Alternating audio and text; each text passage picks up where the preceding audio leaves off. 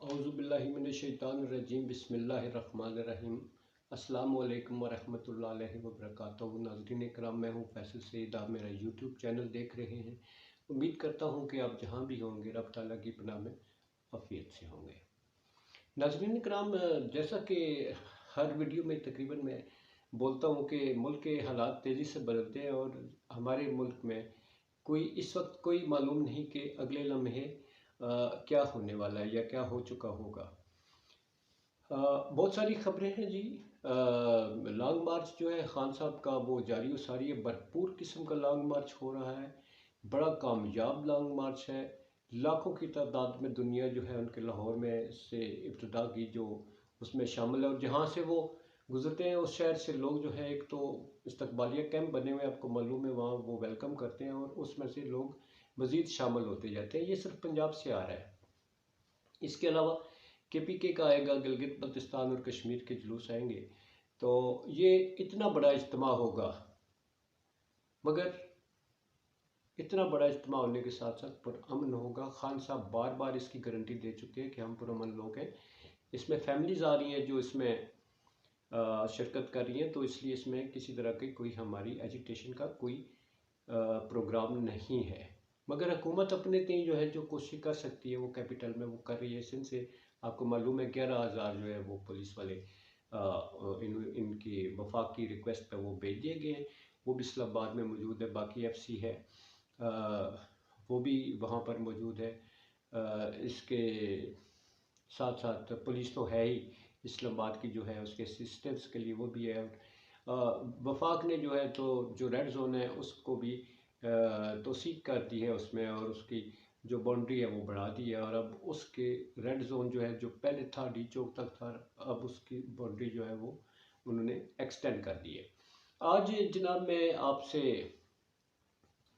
صحافتی ہماری جو برادری ہے جس طرح سے پاکستان چھوڑ رہی ہے، میں اس پہ گفتگو کروں گا۔ سب سے پہلے ہماری بہت ہی اچھی چینل 5 کی جو اس کی رپورٹر تھیں صدف نعیم، ان کی حادثاتی جو ڈیتھ ہوئی ہے وہ عمران خان کے اس جلوس میں شامل تھیں۔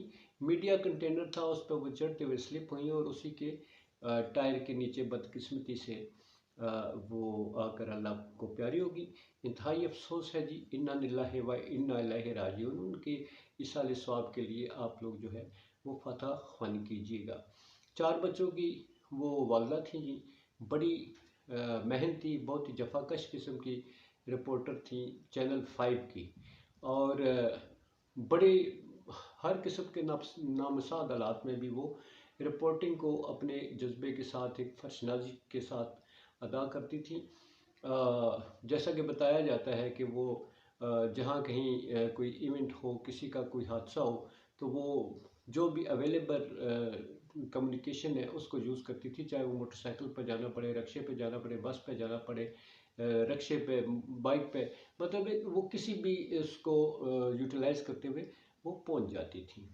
تو ایسے جو بڑی جانفشاں قسم کی جو لوگ ہیں وہ بڑے کم ملتے ہیں جی، تو رب تعالیٰ انہیں جنت الفردوس میں اعلیٰ مقام عطا فرمائے۔ بڑا افسوسناک یہ خبر ہے جی، بہت افسوسناک۔ اللہ تعالیٰ ان کی لواحقین جو ہے وہ اپنے اسباب بنائے بچوں کے لیے، اللہ تعالیٰ رحمت فرمائے، ان کو صبر جمیل عطا فرمائے۔ پہلے ارشد شریف صاحب اب ہو چکے ہیں جی، ان کی شہادت جو ہے ابھی تو ہمارے دلوں پہ وہ نقش ہے، اور وہ عظیم بندہ جو ہے وہ اس دنیا سے ہمیں چھوڑ کر چلا گیا۔ ارشد شریف صاحب کو لے کر جناب ہماری آئی بی ٹیم جو ہے وہ گئی ہوئی ہے ان کی شہادت پہ تفتیش کرنے کے لیے۔ کینیا میں وہ پہنچ چکے ہیں۔ آئی بی اور ہمارے ایف آئی اے کے افسران ہیں، بڑے محنتی، بڑے ہی بہت ہی قابل لوگ ہیں یہ تفتیش کرنے کے حوالے سے۔ امید کرتا ہوں اگر کینیا کی پولیس نے ان کے ساتھ تعاون کیا، تو کینیا کی گورنمنٹ نے تعاون کیا، تو یہ لوگ جو ہے یہ اس قتل کی تہہ تک ضرور پہنچ جائیں گے۔ رب تعالیٰ سے دعا ہے جی کہ اللہ تعالیٰ انہیں کامیابی نصیب فرمائے۔ یہ لوگ خرم اور وقار سے ملے ہیں جی، جو خبریں موصول ہو رہی ہیں اس کے مطابق جو ہے ان سے تفتیش کی ہے.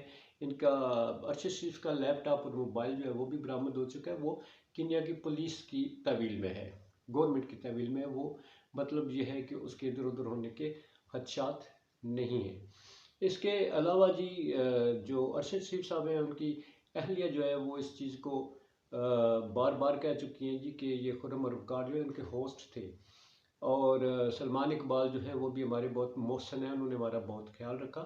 خرم اور وقار جو ہے وہ سلمان اقبال کا نام تو انہوں نے نہیں لیا، انہوں نے کہا کسی اور دوست جو ہمارا کامن دوست تھا انہوں نے اس کے ارشد شریف صاحب کی دیکھ بھال کے لیے بولا تھا. تو یہ ہمارے پاس 2 ماہ سے یہاں مقیم تھے اور اب یہ نروبی سیٹل ہونے کی کوشش کر رہے تھے اور اس مقصد کے لیے انہوں نے ویزے کی ایکسٹینشن بھی کروا لی تھی. یہ تھے جی ارشد شریف صاحب کے حوالے سے باتیں. میڈیا میں کچھ ہمارا الیکٹرانک یا پرنٹ میڈیا ان کے حوالے سے جو خبریں دیتا ہے، جو جوڑتا ہے اسٹوریز جو ہے وہ غلط ہیں. ذمہ دار صحافت کا مظاہرہ کرنا چاہیے. وہ ہمارا ایک ایسٹ تھا، اگر ملک چھوڑنے پر وہ مجبور ہوا تو اس کی تحقیقات ضرور ہونی چاہیے. اور یہ بہت بڑا سوالیہ نشان ہے کہ وہ اپنا ملک کیوں چھوڑ کر گیا. کوئی نہیں چھوڑ کے جاتا اپنے بال بچوں کو، اپنے ملک کو، اپنے گھر کو چھوڑنے کا کوئی سوچ بھی نہیں سکتا دائرۂ غیر میں جا کر بسنے کا. مگر اس نے ارشد شریف صاحب نے اپنی اہلیہ سے بھی ذکر کیا تھا کہ میری جان کو خطرہ ہے، کچھ لوگ جو ہیں وہ مجھے قتل کرنا چاہتے ہیں. یہ وہ کہہ چکے ہیں بقول ان کی اہلیہ کے. ٹھیک ہے، بڑی یہ ہے جی دل دہلا دینے والی سٹوری ہے. اس پہ حکومت کو جو ہے ڈیپلی وہ تحقیقات کرنی چاہیے، جو تحقیقاتی ادارے ہیں ان کو. دوسرے جناب بہت افسوسناک خبریں ہیں، وہ یہ ہیں کہ ہمارے ملک میں صحافت جو ہے وہ اتنی غیر محفوظ ہو گئی ہے کہ سچ بولنا جو ہے وہ ایک جرم بن چکا ہے. اس ملک میں اس ملک کو نقصان پہنچانے والا جو ہے کلبھوشن جادیو، وہ تو محفوظ ہے، وہ سمجھے مہمان ہے جی، مہمان ہے، اس کی خطرداری بھی کی جا رہی ہے، مگر وہ محفوظ ہے. مگر اپنے ہمارے ملک کے لوگ جو ہیں وہ محفوظ نہیں ہیں. کلبھوشن کو کون نہیں جانتا، اس نے پاکستان کو کتنا نقصان پہنچایا، بم دھماکے اور کتنا ہمارا ڈیمیج کیا اس نے. ہمارے افواج کے لوگ ہیں، ہمارے پولیس کے لوگ ہیں، ہمارے شہری ہیں، اس نے کتنے مروائے ہیں، اس نے خود اعتراف کیا. مگر وہ اس ملک میں سلامت ہے، اس کو کسی نے نہیں مارا.